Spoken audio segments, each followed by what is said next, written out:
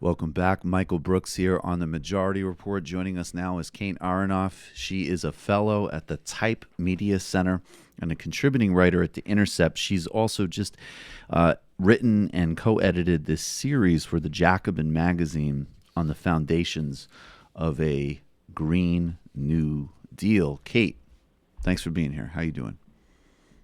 I'm doing great. Thanks for having me. Thanks for doing this. So let's start with the Green New Deal's 5 freedoms. This is one of several pieces that you and your co-authors put out in the Jacobin magazine. What are the 5 freedoms of the Green New Deal?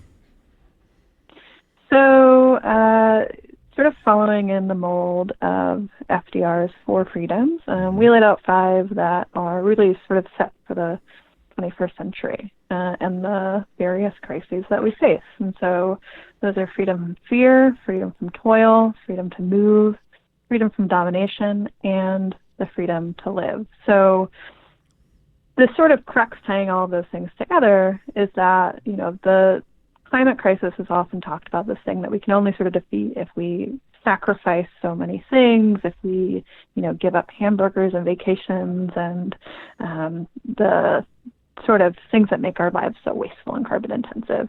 But what we think is that actually really breaks down a lot of the power relationships that are embedded in how this crisis has come to be. And so that plays out on the international level. So the United States and what are known as historical emitters are the most responsible for this crisis. But maybe even more so than that, fossil fuel companies are extremely responsible for this. About 100 companies exactly, have been responsible for 71% of global emissions since 1988.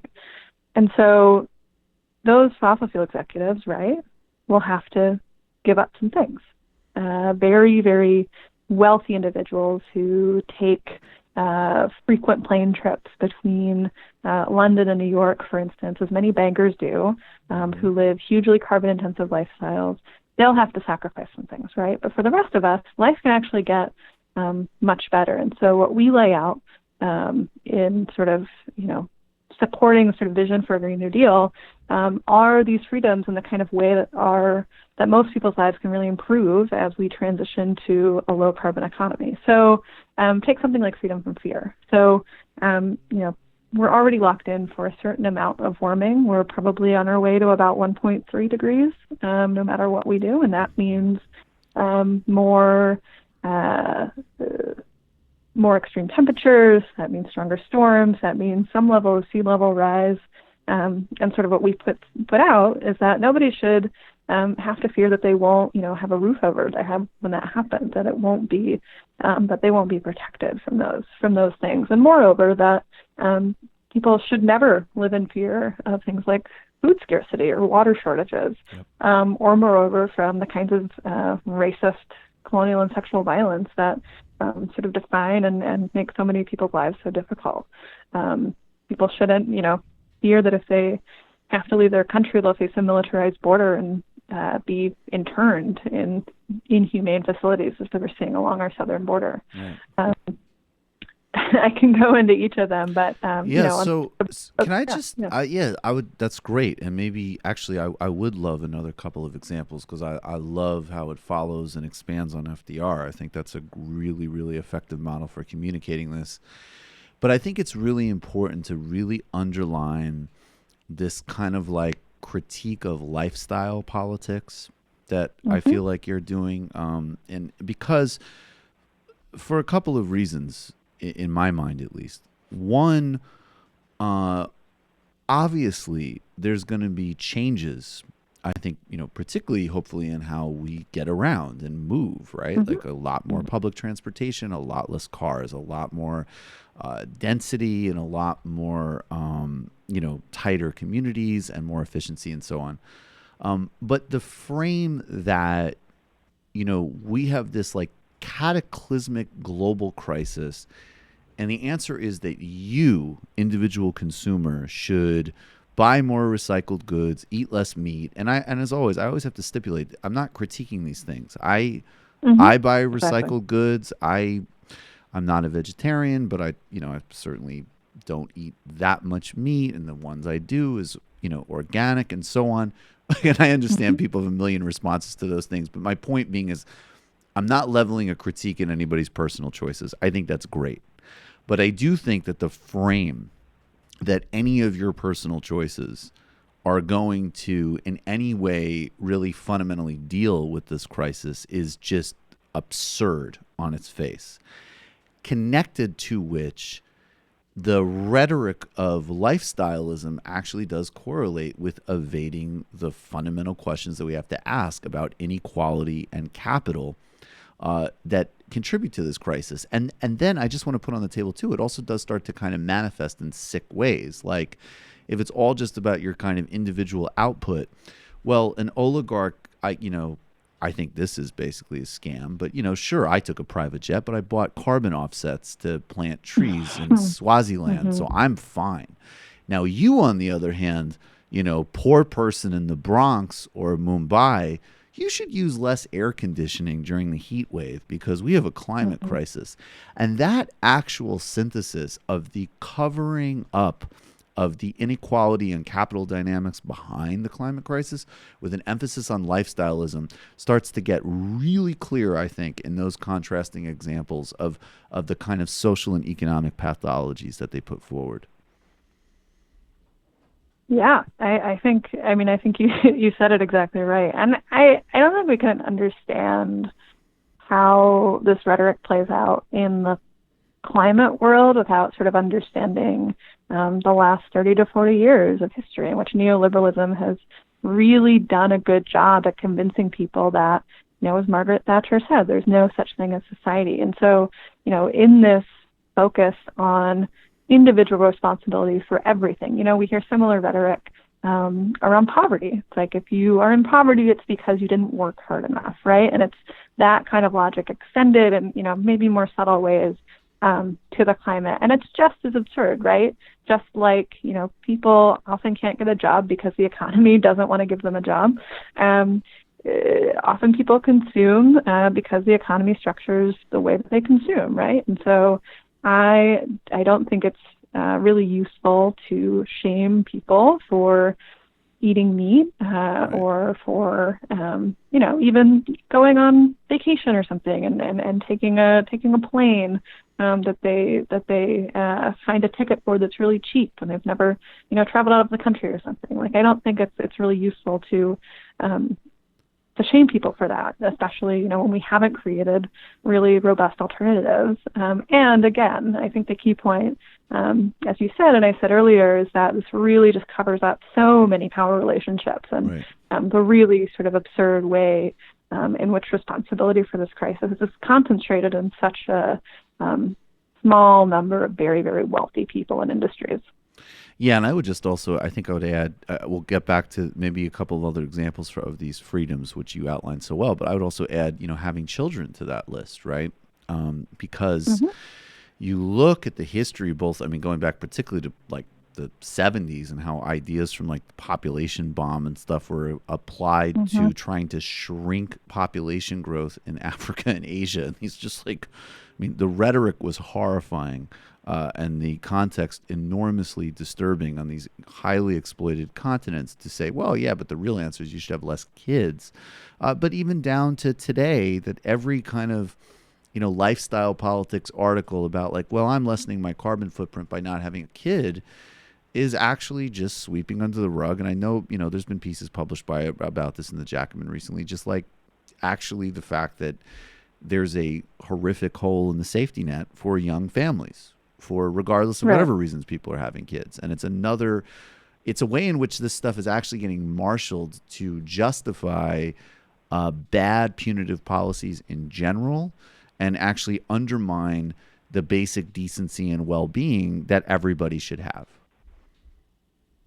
Yeah, I don't think I can say it any better than that, but I would just add that, this is a really sort of convenient line for fossil fuel companies. It's a really convenient line for the people who actually hold responsibility for this crisis to sort of cast that off and talk about these sort of, sustainability measures or whatever, whether that be banning plastic straws or up until having kids and talking about population and stuff. And I think, that just really sort of, whether it's fossil fuel executives who are saying it or not, really just does play into covering up their role in having known about this crisis for decades now, and not just sort of gone in the other direction and continued to do something they know is so bad for the planet and for the people on it, but actively funding disinformation campaigns to obscure the reality of that crisis and the findings of their own scientists. What about freedom from toil? Yeah, so this is one of my favorite ones that we included. I think something that doesn't get talked about enough when we talk about the Green New Deal is that people could probably work less. And so we have this idea, right, when we talk about green jobs, of people putting up wind turbines, putting up solar panels on homes. That's certainly all part of it. But I don't want to focus overly on how much there is a lot of work to do, obviously, to create this transition. But if we set it up right, people can also work much shorter work weeks. And so, why is that? If you think about a lot of the work that people do in the country, it's not, it's not necessarily productive in any sort of like societally meaningful way. It's productive for corporate profits.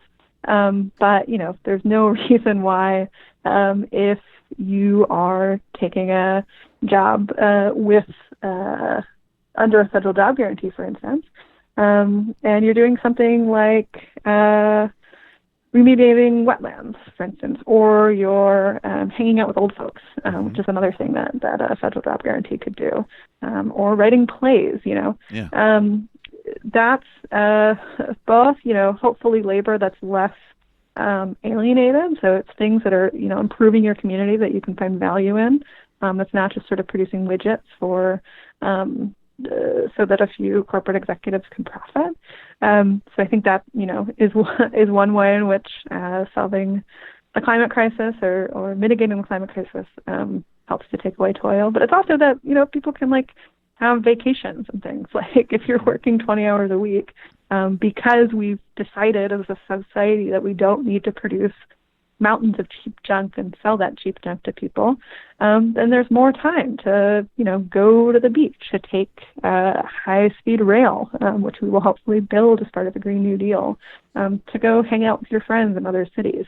There's all this sort of realm of life that I think it's so sort of tragically lost under capitalism because people, are working too many jobs. The unemployment rate is low in the United States, but how much of that is people working,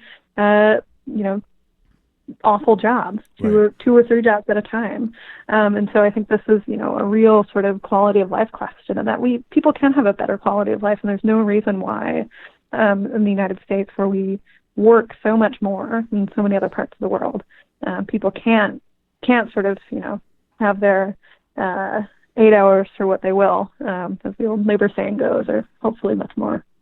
Definitely. It reminds me of a book, Wasted Lives by Zygmunt Bauman, where he drew the connection between, it's obviously you're in a more privileged position mostly, just as a kind of generic statement, if you have a job than if you don't. Obviously, there's different types of exceptions, right? If you're sitting on a bunch of income and not working. But overall, if you have a job, but he did draw this correlation just of the theme of wasted life. So whether you're totally grinded out and just, literally physically or emotionally destroyed by work, that's a way of sort of being grinded and wasted and discarded. And then there's also the overt waste and discard of, you are structurally useless in this system, which is the sort of structurally unemployed, right? And then also implicitly saying, right, because there's plenty of people who are, quote unquote unemployable, but they might actually have a lot of the assets and traits that you outlined in terms of being great mentors or good people to hang out in different community contexts or contribute art or contribute, all sorts of other forms of labor. So it also I love it because it's like you both decrease all of the trash work that we use to just create surplus for companies, but we also sort of open up a much bigger set of human capacities that we can harness. Yeah, exactly. And it's such a sort of narrow realm of what we consider to be productive, right? In capitalism. And I think, as happened during the original New Deal, you can pay people to put on great plays, for instance, and go around the country writing travel guides for different states. That was a Works Progress Administration program, and it's awesome. Those travel guides still exist, and they're really fun to read. I think that's totally within the realm of the great Green New Deal. Murals. I mean, sometimes you will just randomly see some great building in upstate New York, and what? When did that happen? And it's oh, right, that was a New Deal thing. They paid people to do, just to create something that looked great and usually could serve some really excellent community purpose. The Nancy Pelosi said, I think yesterday, oh, everybody likes the New Deal, Green New Deal, but nobody knows what it is. And right, so okay, I think we kind of do. But that being said, I mean, you point out that the Green New Deal rhetoric has been around for a long time, and maybe there's a socialist version of it. Maybe there's a kind of progressive-y version of it. Maybe there's a straight-up Bloombergian third-way version of it. AOC's unveiled her version today, but just broadly, so this term doesn't get lost. What are we looking for in terms of the details for a plan that really does carry out those 5 freedoms? Yeah, so this 5-page resolution that Representative Ocasio-Cortez introduced along with Senator Ed Markey, there's a lot in it. I'll go through the sort of policy highlights and then get into the politics of it. So the main goal is to get to 100%, meet 100% of the demand for power in the United States with clean, renewable, and zero emission energy sources, which is a goal that's in line with the scientific consensus on climate change, unlike a lot of other climate policy. This would provide all people in the United States with clean air and water, with healthy and affordable food, high-quality health care, affordable, safe, and adequate housing, and economic security. It would do things like create a federal job guarantee, as we were just talking about, massive infrastructure build-out, building efficiency upgrades, robust investment in public transit. It would ensure that in building up low-carbon infrastructure, we're not infringing on Indigenous people's land rights or abusing the power of eminent domain. It would provide a just transition and ensure a dignified quality of life for workers and communities that have historically relied on coal, oil, and natural gas jobs. I could go on. It's a 5-page resolution, so I won't list out everything. But really, sort of what this does is to set a standard for a Green New Deal and say, look, this isn't just a talking point. We're talking about very concrete things that we'd like to do. This isn't, the sort of most. This isn't the legislation that will be passed that implements the Green New Deal, right? Ocasio-Cortez had asked for a select committee on a Green New Deal, which Nancy Pelosi decided not to create, which would have spent a year looking at these sorts of proposals and coming up with that sort of detailed plan. And so that's something that folks are very interested in doing, outside of Congress and hopefully as much as possible sort of within Washington. But, this sort of says to especially, potential 2020 contenders who have said they all support a Green New Deal, this is what you're talking about. You can't just talk about a couple of renewable energy tax credits for a select group of entrepreneurs as a Green New Deal. You really have to be committed to this really wildly ambitious goal of getting to 100% renewable, clean, and zero emission power by 2030. And it's about the public sector, and it's about democracy. It's not about offloading it in these sort of public-private partnerships to incentivize this or that. It's mobilizing our resources as a collective to achieve massive goals. Yeah, exactly. And it's not opposed per se to private investment. It's not saying there can't be Sure. private capital as part of it. Right. But what it does assert, even sort of in the preamble, is say that the United States has done big things before. As they say it, the federal government led mobilizations during World War II and the New Deal that created the greatest middle class the United States has ever seen. And we've done this before. Like, we can do this, and this is kind of what we want to be the principles of carrying that out. We have a couple minutes left, and I think the corollary of this is another piece in Jacobin that you published. It's time to try fossil fuel executives for crimes against humanity. Make the case.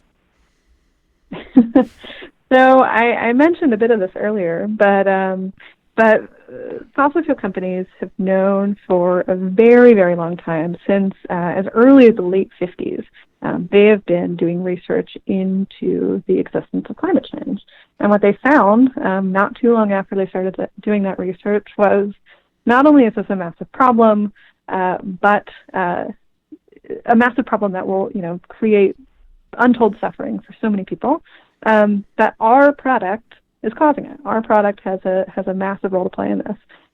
Shell in the 80s found that they were responsible for 4% of greenhouse gas emissions. That's a figure that they identified. Mm-hmm. And so even with this knowledge, they were very, very active in pouring so much money into disinformation campaigns that we all know so well, that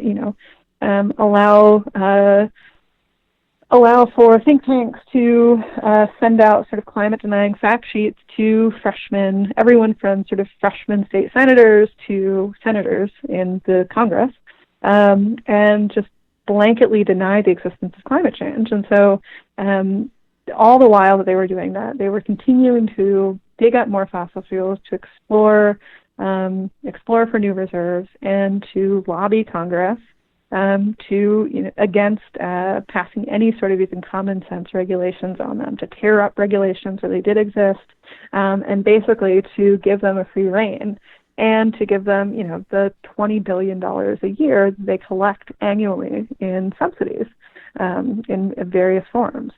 And so the industry has a clear knowledge that they have been causing this problem. They know, even beyond Exxon and Shell, who we have documentation proving that they knew this for a while, no one can deny the mass suffering that climate change will cause. No one can deny that the fossil fuel industry is causing it, and yet they continue to do that. And so under the Rome Statute, which sort of lays out what constitutes crime against humanity, my case is that qualifies. I agree with your case. Well, thank you. How are you going to pay for it, Kate? No, I'm just kidding. That's the real question is how are you going to pay for it? A lot of people are talking about the Rome Statute, but that requires additional court space at The Hague. So I'm Steve Inskeep. How do you pay for that? Kate Aronoff, I really appreciate your time.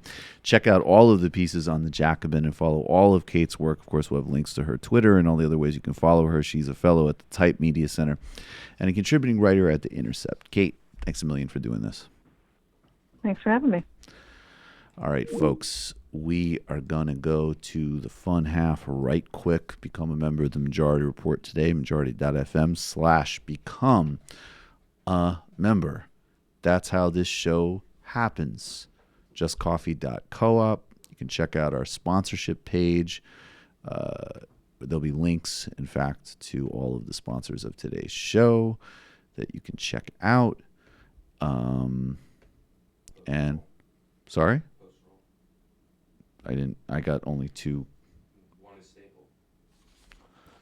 Hold on. Just before we get to that, Nancy Pelosi in this is the actual quote about the Green New Deal. She said, it will be one of several or maybe many suggestions that we receive. The green dream, or whatever they call it, nobody knows what it is, but they're for it, right? The green dream. And Natalie Shore points What out trash, man. that underrated loathsome aspect of this is her intentional botching of the name. Right. She, this is Natalie speaking, so I'm not going to censor her. She fucking knows what it's called and is being willfully disparaging. Green New Deal explicitly evokes one of the most popular moments in presidential history. Right. Green Dream evokes childish nonsense. That's So, precisely it. like as a Marco Rubio once said, she knows exactly what she's doing. She knows exactly what she's doing. And it's really, and it's absolutely shameful.